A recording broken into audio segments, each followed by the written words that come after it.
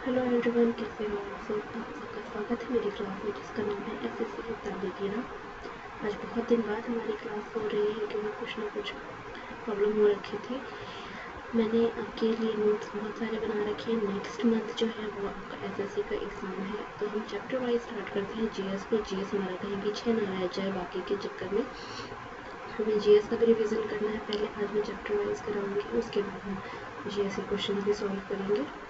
चलिए शुरू करते हैं बिना किसी टाइम वेस्ट किए। जैसा कि आप सब जानते हैं, जीएस चैप्टर वाइज के अकॉर्डिंग हम पढ़ा रहे हैं। तो चैप्टर वाइज एसएससी के एग्जाम में, यूपीएससी में तो आता है आपका इंडिया का चैप्टर, इंडिया की हिस्ट्री भी और वर्ल्ड की भी, पर इसमें जो है आपका आता है सिर्फ Indian history. Okay, Indian history में हमारी इंडियन हिस्ट्री 3 हिस्सों में डिवाइडेड है। 3 हिस्से कौन से हैं? Ancient history, medieval history और modern period history of India has been divided into the ancient, medieval and modern period. Bharat के इतिहास को प्राचीन, मध्यकालीन और आधुनिक काल में विभाजित किया गया है। The ancient period starts from the earliest time to mid 8th century AD. प्राचीन काल की शुरुआत या आरंभ काल उसका 8वीं शताब्दी AD से मध्य शुरुआत के टाइम से मध्य 8वीं AD तक की था। The medieval period starts from 7th centuries to 8th centuries AD. जो बीच का हमारा मध्यकालीन इतिहास था वो 7वीं शताब्दी से 8वीं शताब्दी तक का होता है। और modern period began with battle of Plassey 1757, और जो हमारा मॉडर्न पीरियड है वो 1757 AD से शुरू होता है। हालांकि कुछ इतिहासकार ये मानते हैं कि इसके बाद से हमारा बैटल ऑफ प्लासी शुरू होता है, पर काफ़ी सारी किताबों में ये पाया जाता है कि बैटल ऑफ प्लासी से ही हमारा मॉडर्न पीरियड शुरुआत होती है। आगे चलते हैं। एंशियंट हिस्ट्री यानी प्राचीन काल, सबसे शुरुआत। इंडियन हिस्ट्री जो कि प्राचीन काल है वो हड़प्पन या इंडियन सिविलाइजेशन, जिसको हम सिंधु घाटी सभ्यता के नाम से जानते हैं, वो 25,000 से 7550 BC तक का चला था। सबसे प्राचीन जो हमारे इंडिया का इतिहास है, वो सिविलाइजेशन जो सबसे पहली है वो हड़प्पन या सिंधु सिविलाइजेशन के नाम से जाना जाता है।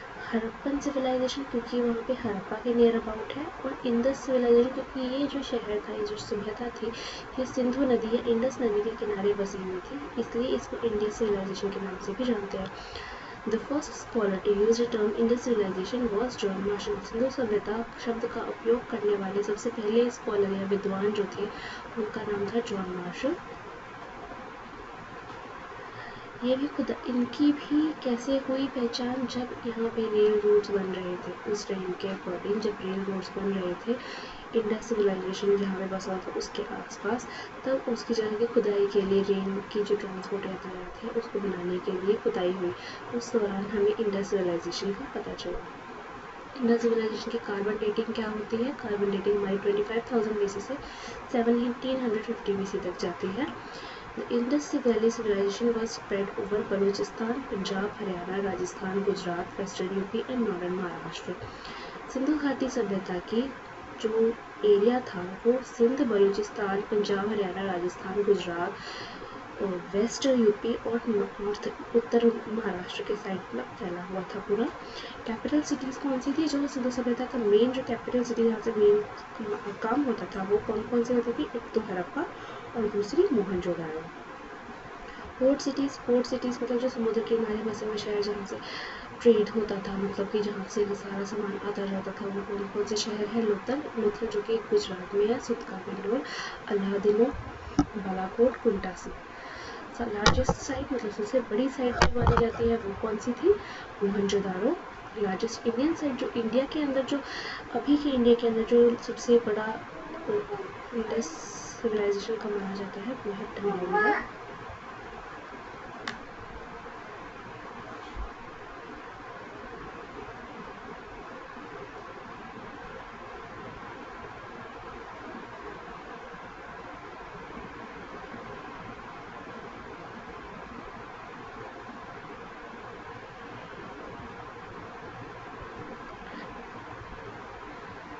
लार्जेस्ट इंडियन साइट जो था इंडिया के बीच में जो आता है इंडस सिविलाइजेशन का, वो साइट धोलावीरा पड़ता है। और ओनली इंडियन साइड पे हॉर्स रिमेन्स फाउंड, ऐसी साइट जहाँ पे सिर्फ इकलौती साइट जहाँ पे घोड़ों के अवशेष पाए गए हैं वो सुर को तोड़ा है। ठीक है, सिर्फ वही एक जगह है जहाँ पे घोड़ों के अवशेष पाए गए हैं।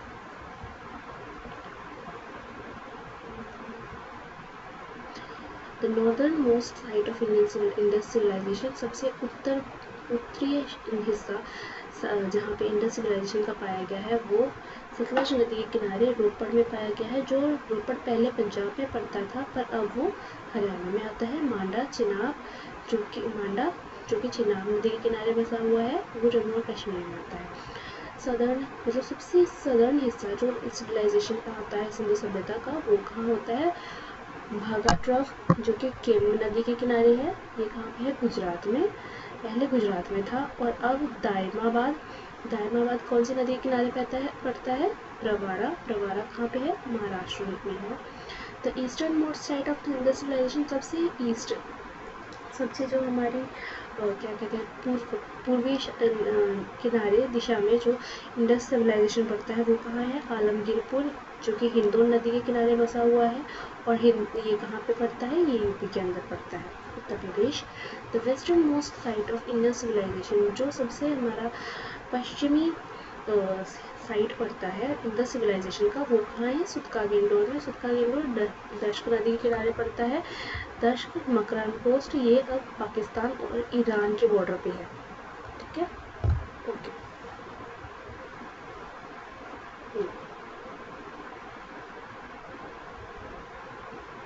आगे चलते हैं।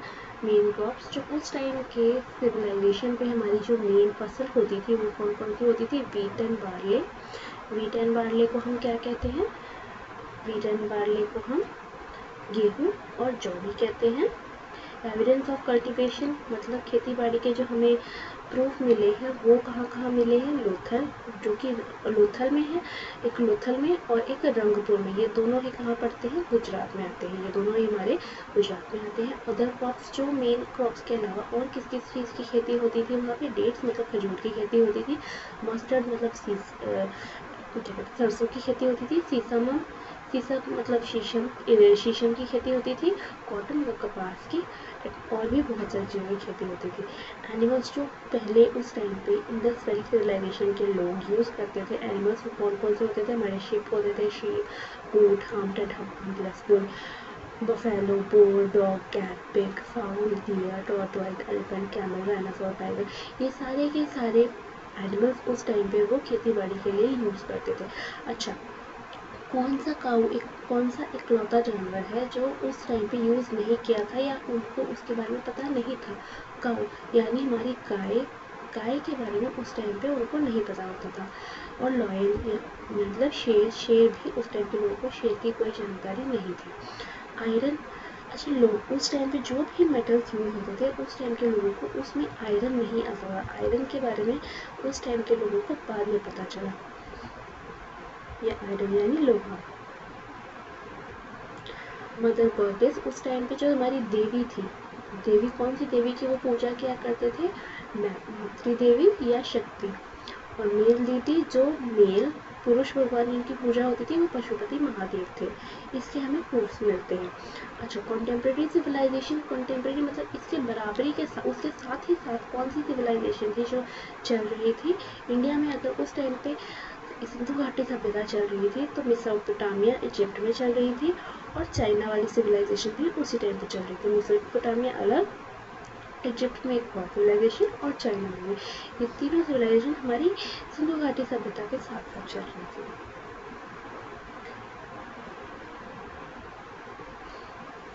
इसके बाद आते हैं हमारी वैदिक संस्कृति। वैदिक काल, जो वैदिक संस्कृति थी वो कब से चलती है? The group of Aryans that came to India first settled in the present frontier province in Punjab and then called Sindhu, that is the region of 7 rivers. They lived here for many centuries and gradually pushed into the interior to settle into the valleys of the Ganges and Yamuna. मतलब उस time पे जो Aryans का group आया था, जो सबसे पहले इंडिया आके सेटल हुआ था, जो कि आपके हिसाब से फ्रंटियर प्रोविंस है, और पंजाब जिसको कहा जाता है सप्त सिंधु, 7 नदियों की एरिया जहाँ पे 7 नदियाँ बहती थी, वो यहाँ पे आर्यंस यहाँ पे आके बसे और बहुत सारी सदियों तक की उन्होंने यहाँ पे वास किया। उसके बाद उन्होंने कहाँ गए, गंगा नदी के किनारे और यमुना। आर्यों का समूह जो पहले भारत में आया था, वर्तमान सीमांत प्रांत पंजाब में बसता है, जिसे सप्त सिंधु कहा जाता है, अर्थात 7 नदियों का क्षेत्र। वो कई शताब्दियों के लिए यहाँ रहते थे और धीरे धीरे गंगा और यमुना की घाटियों में बसने के लिए इंटीरियर में चले गए, मतलब अंदर चले गए, वहाँ पे अंदर इंडिया में प्रवेश करते गए। नेक्स्ट, वैदिक लिटरेचर, वैदिक साहित्य जो उस टाइम का था वो क्या था। वैदिक literature comprises of 4 literary productions. जो वैदिक लिटरेचर इस टाइम पे जो होता था वो चार साहित्य उसमें शामिल है। कौन कौन से 4 साहित्य हैं, द संहितास और वेदास, संहिता या वेद जिसे हम कहते हैं, द ब्राह्मणास यानी ब्राह्मण, द आर्यनकास यानी आर्यन, और द उपनिषदास यानी उपनिषद। ये 4 ऐसे होते थे जो वैदिक साहित्य में शामिल हैं। Vedic literature had grown up in course of time and was really handed down from generation to generation, hence are called Shruti. वैदिक साहित्य को समय के साथ विकसित किया गया, यानी वैदिक साहित्य समय के साथ साथ और विकसित हुआ और असल में पीढ़ी से पीढ़ी तक, पीढ़ी दर पीढ़ी एक से दूसरे को सौंपा जाता था। इसके लिए श्रुति कहा जाता था, मतलब वो ना लिखा गया था ना कुछ। वो जो साहित्य होता था वैदिक लिटरेचर, उसको श्रुति कहा जाता था। क्यों? क्योंकि वो एक दूसरे को हम कहते थे, वो जो ऋषि ब्राह्मण होते थे वो एक दूसरे को बताते थे आगे पीढ़ी दर पीढ़ी, उसके बाद ही वो जान पाते थे। लिखने की जो प्रूफ है वो बाद में काफ़ी आगे जाके उसको लिखा गया, पहले ये एक दूसरे को सुना के ही बताया जाता था। द मोस्ट इम्पॉर्टेंट वेदास, जो सबसे इम्पोर्टेंट वेद है वो कौन से हैं, वेदास, अपौरुषेय, that is not created by man but god gifted and नित्य, that is existing all eternity. मतलब सबसे महत्वपूर्ण बात क्या है, वेद अपौरुषेय, यानी कि मनुष्य, ये वेद अपौरुषेय है, मतलब इंसानों द्वारा नहीं लिखे गए, ये ईश्वर के दिए हुए हैं और अनंत काल से विद्यमान है, मतलब कब से दुनिया में है किसी को नहीं पता, भगवान ने दिए हैं और इंसान ने नहीं बनाए हैं। There are 4 types of Vedas. कौन कौन से 4 वेद होते हैं, ऋग्वेद, सामवेद, यजुर्वेद और अथर्ववेद। 4 तरह के वेद होते हैं, ऋग्वेद, सामवेद, यजुर्वेद और Atharvaveda. First 3 Vedas are jointly called वैदत्रय। ये 3 वेद जो शुरू में स्टार्ट होते हैं, उन शुरू के 3 वेदों को हम वैदत्रय कहते हैं, यानी 3 वेदों का समूह। ऋग्वेद क्या है हमारा, Rigveda collection of lyrics. Rigveda मतलब म्यूजिक के लिरिक्स लिखे हुए हैं, उसमें संगीत से जुड़ा हुआ है और सबसे पुराना माना जाता है। It is the first testament of Mankind. सबसे पहला इंसान का यही टेस्टामेंट था। इसमें 1000 कंटेन्स 1028 हिम्स डिवाइडेड इनटू 10 मंडलास। इसमें 1028 हिम्स है और 10 मंडलास हैं। 6 मंडलास जो है उसमें सेकेंड टू 7th मंडलास जो कहते हैं उनको गोत्र या फिर वंशीय मंडलास कहते हैं, जिनको कुल ग्रंथ भी कह सकते हैं। फर्स्ट और 10th जो मंडलास हैं वो सबसे बाद में माने जाते हैं कि उनको सबसे बाद में ऐड किया हुआ है। 10th मंडला कंटेन फेमस पुरुष सूक्त। 10th मंडल में क्या है, फेमस पुरुष सूक्त है। It explains 4 varnas. इसमें 4 वर्ण को एक्सप्लेन किया हुआ है, ब्राह्मण, क्षत्रिय, वैश्य और शूद्र। Hymns of Rigveda were recited by होत्री। ऋग्वेद के हिम्स जो है होत्री ही पढ़ते होते थे। जो 4 वेद है वो क्या है, ऋग्वेद, सामवेद, यजुर्वेद और अथर्ववेद। पहले 3 वेदों को वेदत्रयी कहा जाता है, यानी 3 वेदों की तिकड़ी। ऋग्वेद जो कि गीतों का संग्रह है, ये सबसे पुराना माना जाता है। ये मानव जाति का सबसे पहला वसीयतनामा है। इसमें 1008 भजन है, जिसमें से कि 10 मंडलों, जिनको 10 मंडलों में विभाजित किया गया है।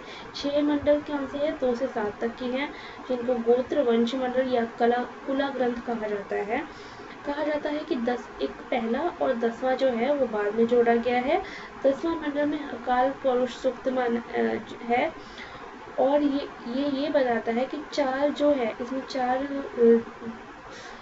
जो गोत्र है, जिसमें कि ब्राह्मण, क्षत्रिय, वैश्य और शूद्र है। ऋग्वेद के भजन को सिर्फ होत्री ही पढ़ सकता था। सामवेद. सामवेद में 1000 Samaveda it consists of 1549 hymns, all excluding 75 were taken from the Rig Veda. They were recited by Udgatri. It is very important for Indian music. कहा जाता है कि सामवेद में 1549 भजन हैं, जिसमें 75 को छोड़कर सभी ऋग्वेद से लिए गए. उन्हें उद्गति द्वारा सुनाया जाता था, उद्गत्री के द्वारा सुनाया जाता था और भारतीय संगीत के लिए इसे बहुत ज़्यादा महत्वपूर्ण माना गया है. Yajurveda. This is a book of sacrificial prayers and is a ritual Ved. Its hymns were recited by Adhavaryus, divided by two parts, Krishna Yajurved and Shukla Yajurved. It has verse and prose both. Just one more, please.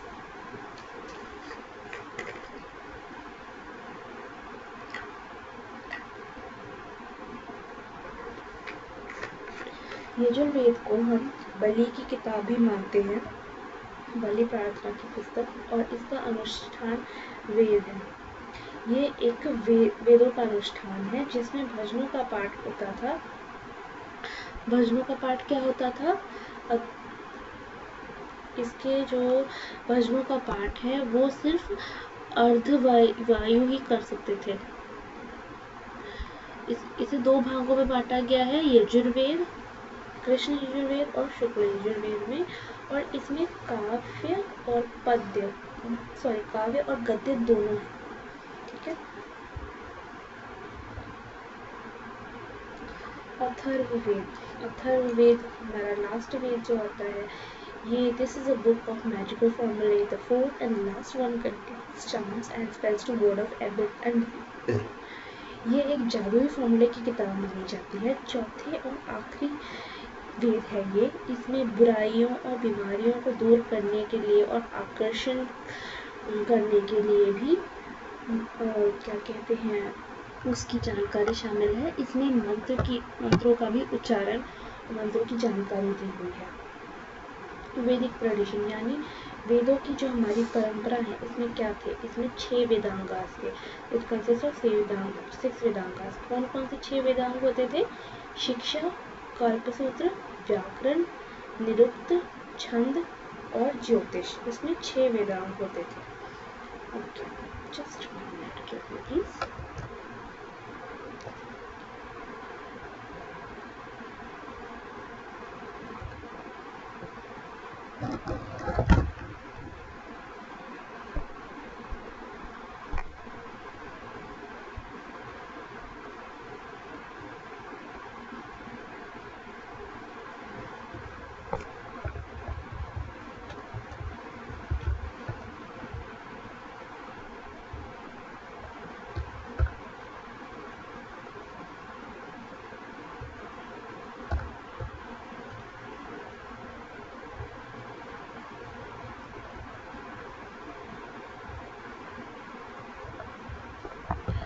Okay, तो अब हम कुछ question solve करें इससे related. I hope आपके mind में कुछ किया होगा इसके बारे में. तो इससे रिलेटेड कुछ क्वेश्चन सॉल्व करते हैं, फिर थोड़ा सा रिविजन हो जाता है. Let's solve. Okay,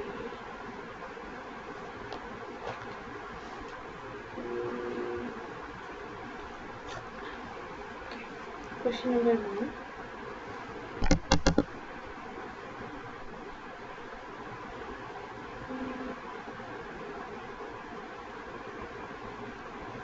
first question क्या है?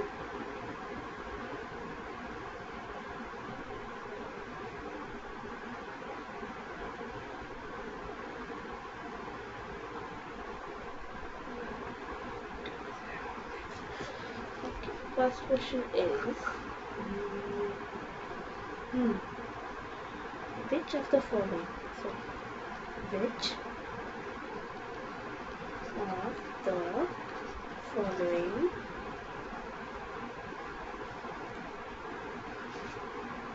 which of the following is the latest site found? Is the latest site found? सबसे लेटेस्ट जो सिंधु घाटी सभ्यता की साइट्स है वो कौन सी है? धोलावीरा, आमरी,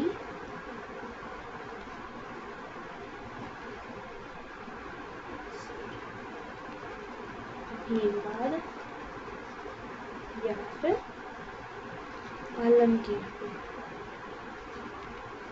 सबसे लेटेस्ट जो सिंधु घाटी सभ्यता की साइट पाई जाती है वो कौन सी है? धोलावीरा, आमरी, भीमबाद या आलमगीर। तो इसका सही आंसर हो जाएगा धोलावीरा। धोलावीरा जो सबसे लेटेस्ट साइट है।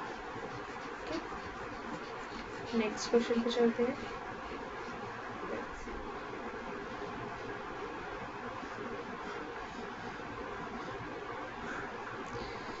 सॉरी, मैंने क्वेश्चंस टाइप नहीं किए थे, इसलिए थोड़ा लिखने में प्रॉब्लम हो रही है, वरना मैं कर पाती थी। वैसे अभी मैं लिख के ही आपको पूछ रही हूँ। अच्छा,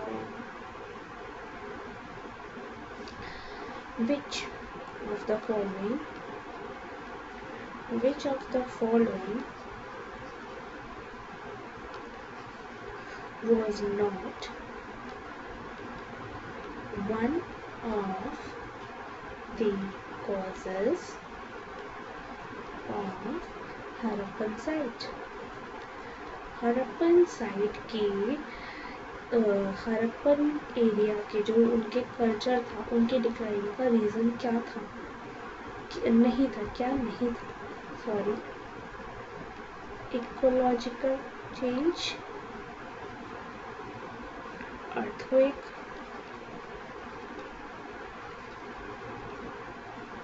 हाइड्रोलॉजिकल चेंज या आर्यन अटैक।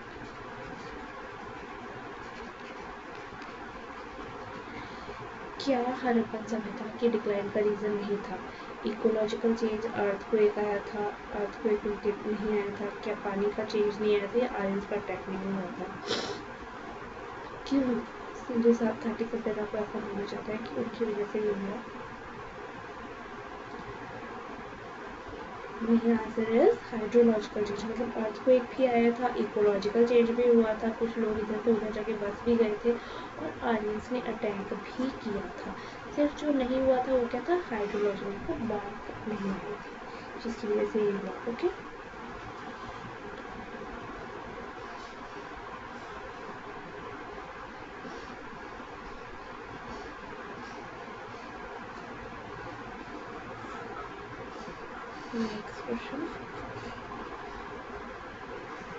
नेक्स्ट क्वेश्चन पे चलते हैं। नेक्स्ट क्वेश्चन हमारा क्या है? Let's see.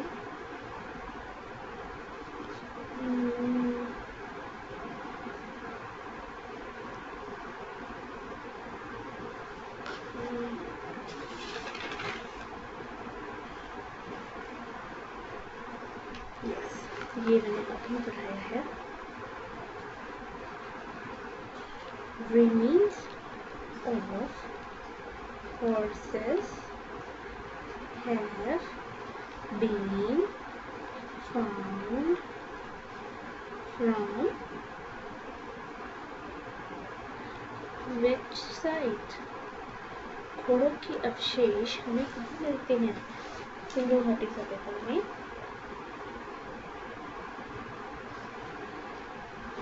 Lothal, Surkotada,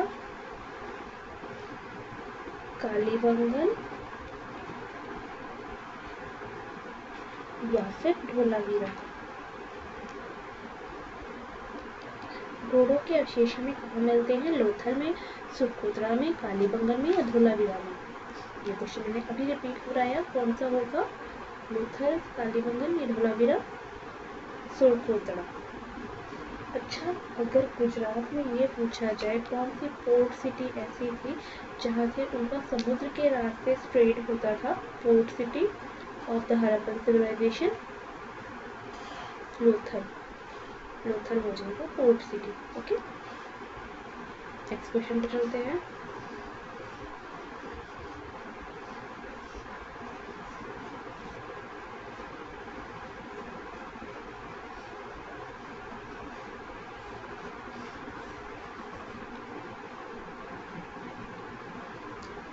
next question wait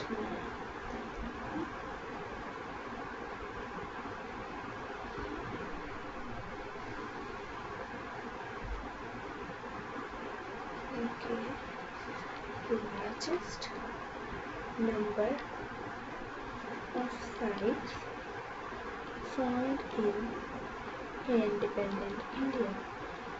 India के इंडिपेंडेंट होने के बाद सबसे ज़्यादा कौन सी जगह पे अवशेष पाए जाते हैं सिंधु घाटी सभ्यता के? गुजरात, राजस्थान, पंजाब या हरियाणा। इस जगह पे इंडिपेंडेंट इंडिया के में हमारे सबसे ज़्यादा अवशेष पाए जाते हैं सिंधु घाटी सभ्यता के गुजरात। ठीक है, गुजरात में सबसे ज़्यादा अवशेष पाए जाते हैं इंडिपेंडेंट इंडिया के। ये शॉर्ट क्वेश्चन है, ये भी चैप्टर याद रखने में बहुत हेल्प करते हैं। और मेरा एक्सपीरियंस ये कहता है कि अगर आपको तैयारी करनी है तो आप क्लास अटेंड करो या फिर सुन लो तो बहुत हेल्प मिलती है। नेक्स्ट टाइम वो चीज़ अगर आप खोल के पढ़ते हो ना तो फिर आपको याद रह जाती है। एक बार आप वीडियो देख लो तो आपको वो चीज़ याद रह जाती है। Okay,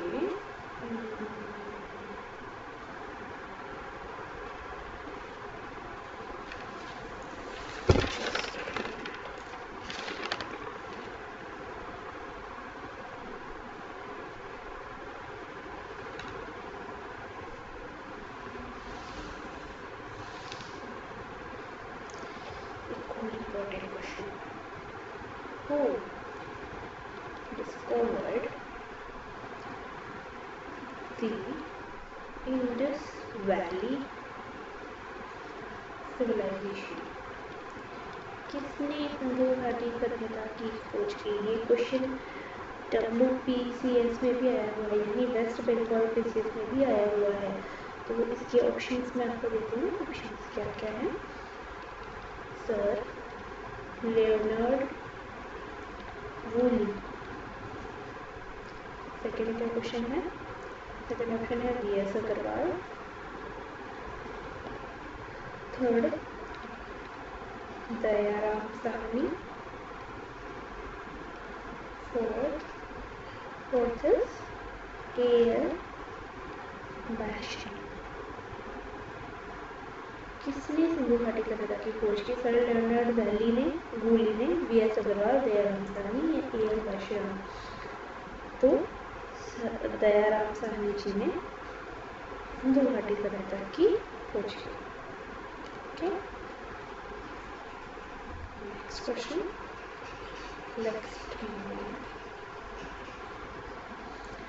sorry for the poor hand writing.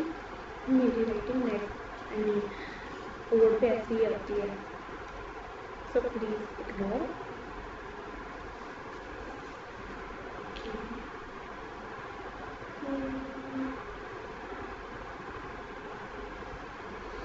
Yes, एक क्वेश्चन और है, ये क्वेश्चन के सीरियस में आया हुआ है। Which of the following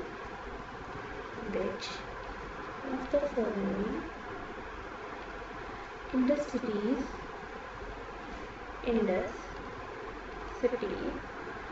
was known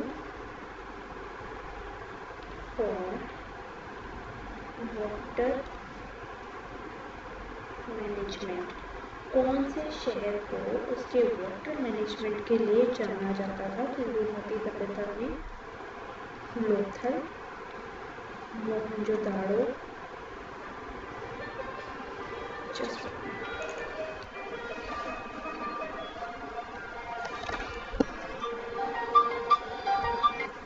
hello, नमस्ते डॉक्टर जे। बस बढ़िया। सॉरी, डॉक्टर की तरफ से फोन आया था, हमारे doctor. Okay, Mohenjodaro. Third option क्या था? थर्ड ऑप्शन हमारा हड़प्पा, और फोर्थ ऑप्शन हमारा धोलावीरा। कौन सी शहर को इसके पानी मैनेजमेंट के लिए माना जाता है? लोथल, मोहनजोदाड़ो, हड़प्पा या धोलावीरा? तो इसका ऑप्शन हो जाएगा धोलावीरा। धोलावीरा अपने पानी मैनेजमेंट के लिए बहुत ज़्यादा माना जाता था उस टाइम पे, उसका पानी का मैनेजमेंट बहुत अच्छा था।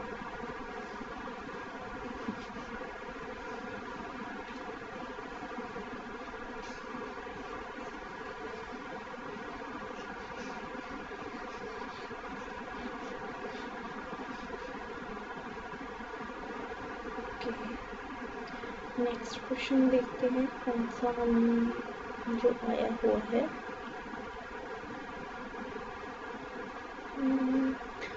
ओके, ये CPU SI में आया हुआ है question. The earliest site discovered in India was. India में हड़प्पन सिविलाइजेशन का पहला साइट कौन सा डिस्कवर हुआ था? हड़प्पा, मोहनजोदाड़ो, रंगपुर, सिंध। तो सबसे पहली साइट जो इंडिया में पाई गई थी वो कौन सी थी? हड़प्पा, मोहनजोदाड़ो, रंगपुर या सिंध? जो सबसे पहली साइट इंडिया में पाई गई थी उसका नाम है हड़प्पा। तभी तो उसका नाम हड़प्पन सिविलाइजेशन पड़ा ना, क्योंकि सबसे पहली साइट तो वही फाइंड हुई थी, इसलिए सबसे हमारा आंसर पहले का हो गया हड़प्पा, हड़प्पन सिविलाइजेशन।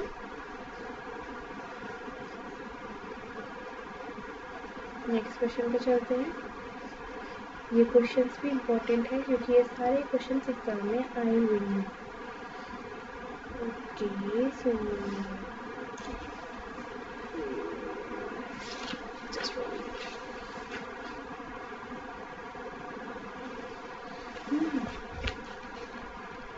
बहुत ही different question. The total number of Harappan inscriptions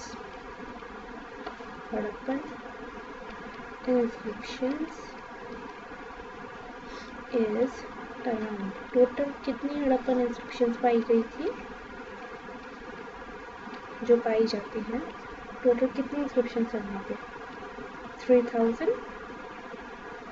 2500, 3500 या लेस देन 2500? कितनी इंस्क्रिप्शंस पाई जाती हैं? तो इसका आंसर हो जाएगा 3000 इंस्क्रिप्शंस पाई जाती हैं हड़प्पन सिविलाइजेशन के नियर अबाउट।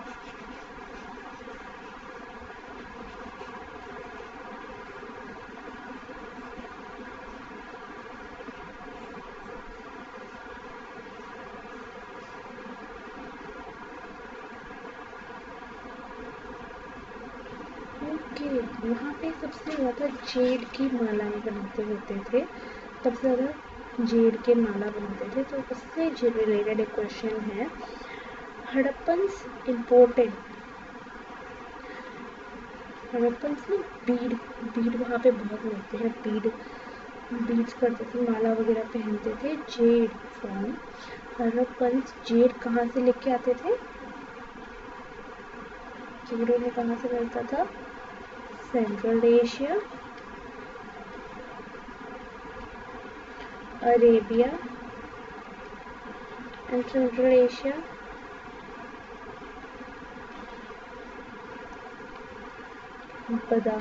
बदाख्शान एंड ईरान, या फोर्थ ऑप्शन है हमारा क्या? महाराष्ट्र।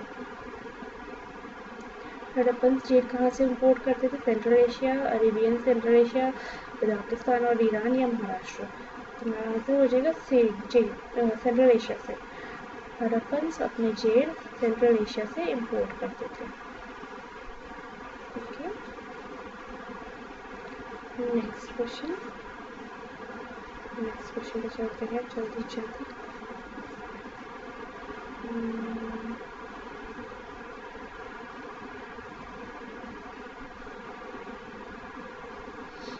इसी से जुड़ा हुआ एक क्वेश्चन है, the largest number of beads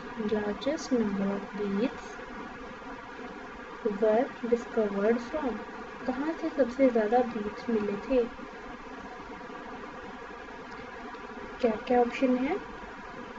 Lothal, Mohenjodaro, Harappa या धोलावीरा।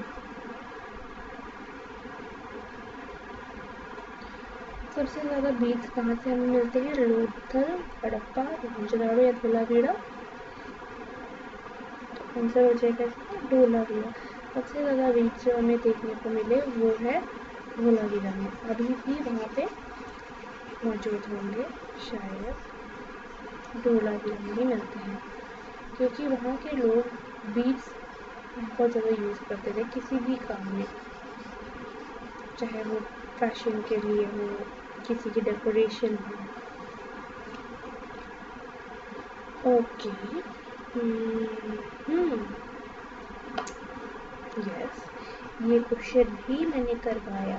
ऋग्वेद कंटेन कितने हिम्स? ऋग्वेद में कितने हिम्स हैं?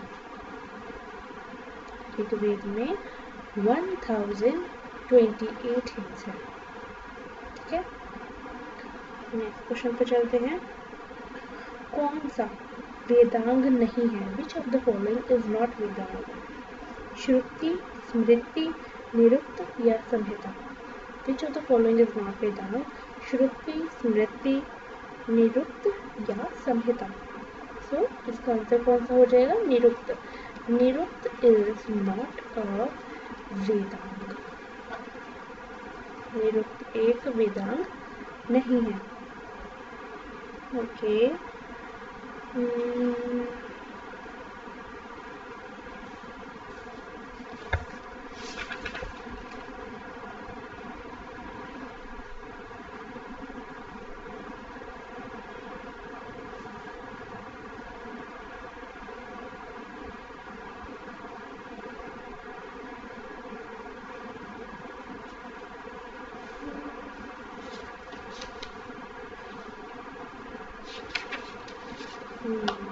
यस, ये क्वेश्चन 2006 में आया है। ये एसएससी में आया हुआ है 2006 में, तो ये भी एक इम्पोर्टेंट क्वेश्चन बनता है। Which of the following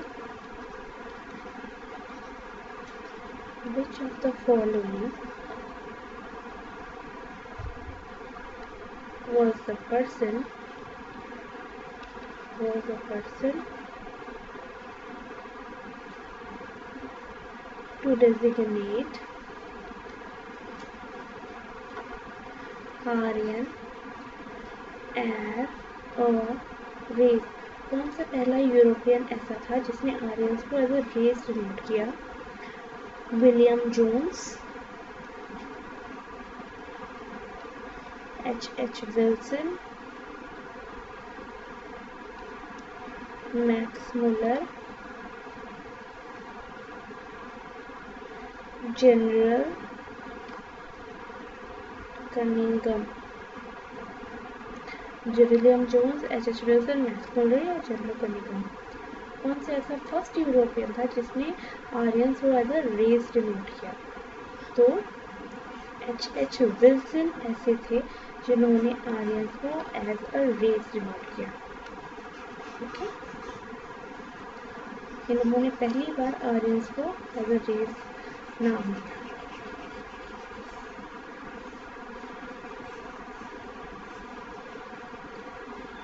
okay, next question पे आते हैं।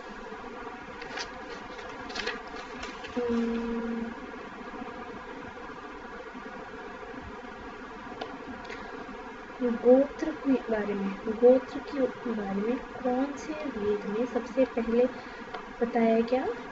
ऋग्वेद में। ऋग्वेद में गोत्र का शब्द का उपयोग सबसे पहली बार किया गया। The great giver giver, law giver, the late law giver of ancient times. प्राचीन काल का सबसे पहला कानून देने वाला कौन था? Manu. Manu, okay. Upanishad are book on, Upanishads are books on philosophy. उपनिषद की किताब किस पे होती है? फिलोसफी पे।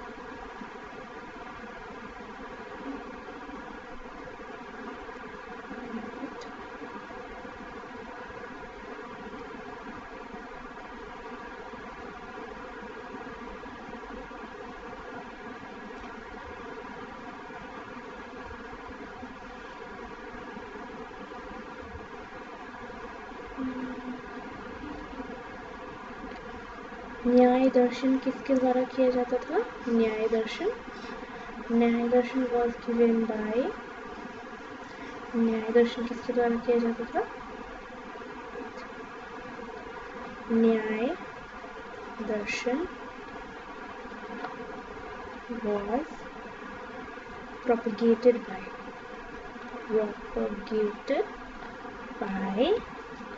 गौतम। गौतम के द्वारा न्याय दर्शन किया जाता था। अष्टाध्यायी, अष्टाध्यायी किसने लिखी है? अष्टाध्यायी was written by, किसके द्वारा लिखी है? पनिनी। पनिनी में अष्टाध्यायी लिखी है। आर्य शब्द का मतलब क्या है? आर्य का मीनिंग क्या होता है? आर्य का मीनिंग होता है सुपीरियर, जो सबसे ऊंचे पद पर है। चलिए आज के लिए बस इतना ही। Thank you for watching the video. Have a nice day. अगली वीडियो में हम और क्वेश्चंस के साथ मुलाकात करेंगे।